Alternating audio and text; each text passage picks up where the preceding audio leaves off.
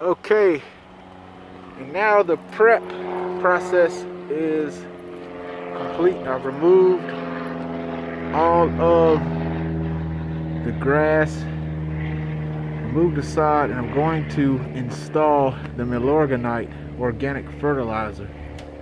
And then I'm going to put in the sod. This is St. Augustine, Florentine. And this is the milorganite fertilizer I recommend. Got to get all the roots out and the grass out so that you get good soil adhesion. Okay, stay tuned. The proper tool to use in order to remove the old sod properly is the classing.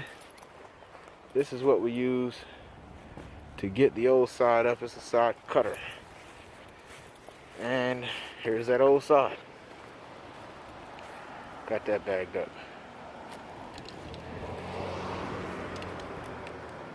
Stay tuned.